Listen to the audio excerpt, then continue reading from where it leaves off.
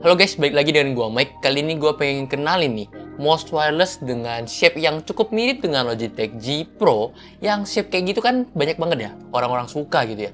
Tapi harganya tuh ya cukup tinggi sih. Dan mouse ini hadir dengan budget yang under 400.000 tuh. Gimana? Tertarik gak? Ini dia Sades Oculus V2.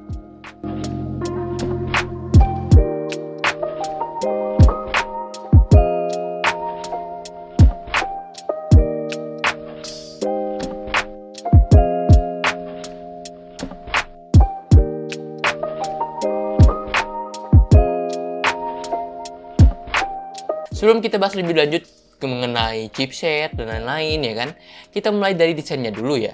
Mouse ini tuh hadir dengan dua varian warna, ada warna hitam dan juga warna putih. Dan mouse ini tuh mengusung bentuk ambidextrous. Yang gua pengen jelasin sedikit apa itu ambidextrous ya. Ambidextrous adalah shape dimana tangan kiri ataupun tangan kanan tuh bisa pakai dengan nyaman, oke? Dan untuk RGB-nya, mouse ini tuh RGB-nya ada di bagian bawah dan juga di logo dari mouse-nya ini. Lanjut ke konektivitas ya. Mouse ini tuh hadir dengan dua konektivitas, ada wired dan juga dongle 2,4 GHz. Untuk dongle-nya kalian bisa temukan di dalam cangkang mouse ini. Jadi cangkang mouse ini bisa kalian buka. Ini good choice untuk Sades menurut gua. Karena kalau taruh di bawah kadang suka kelepasan ya. Dan ada minusnya sih memang kalau pakai lepas pasang cangkang gini.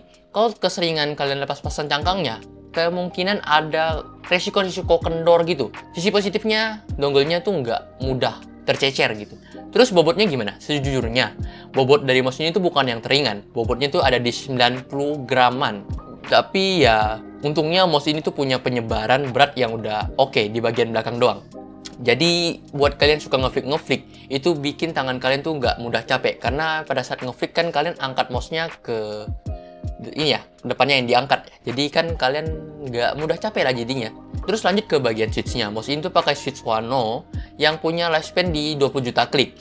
Ini cukup lama sih ini. Kalau kalian udah pernah pakai Kail, itu bedanya tuh sedikit lebih berat kalau di Wano ya. Tapi kalau kalian belum pernah pakai Kail, kayaknya kalian nggak bakal ngerasa adanya lebih berat atau gimana. Rasanya ringan-ringan aja gitu pokoknya switch-nya.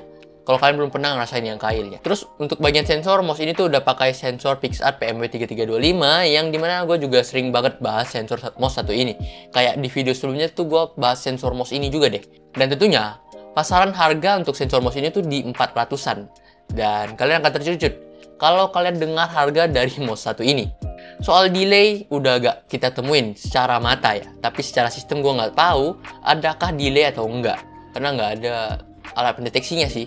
Jadi minimal udah cukup aman buat kalian main game FPS ataupun main game MOBA. Udah nggak kerasa delay kok secara mata kita. Dan buat kalian yang ngeflick, sensor ini udah mendukung banget kok. Udah cukup akurat. Oh ya, mouse ini tuh ada fitur saver yang menurut gua agak annoying sedikit. Karena dia dari mati ke hidupnya tuh butuh 1 detikan yang kerasa sih menurut gua. Kayak annoying sedikit, tapi ya gua nggak tahu apakah bisa dimatikan atau enggak untuk fitur baterai life saver ini ya. Tapi kalau kalian pakai terus dia nggak akan nyala kok baterai life savernya. Dia bakal nyala untuk jangka mungkin di 30 menit nggak pakai baru masuk ke baterai saver. Jadi nggak nyala gitu. Lanjut ke bagian softwarenya. Mouse ini tuh udah punya software buat kalian atur RGB ataupun atur makronya. Udah enak lah buat kalian yang pengen atur-atur makro nih. Dan sekalian deh gue pengen bahas Dexmat murah dari Sades nih. Karena kayak gue ngeliat Dexmat tuh rata-rata di pasaran kayak yang bergambar unik-unik tuh ya. Di 300-an gitu. Dan di sini kayak ini solusinya. Bisa kasih harga lebih affordable gitu. Dan gue di sini ada sampel untuk dua doang ya. Gue ada SD73 dan SD84. Nah, itu bedanya di apa? Bedanya di size dan tentu gambarnya.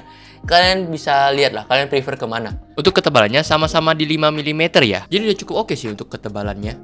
Untuk SD73 ini berada di ukuran 700 x 300 mm, sedangkan yang SD84 ini di 800 x 400 mm. Beda size-nya cukup lumayan.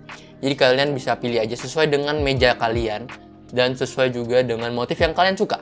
Kedua Dexmat ini juga udah mendukung waterproof ya. Jadi buat kita yang suka main game sambil minum, udah nggak perlu khawatir loh.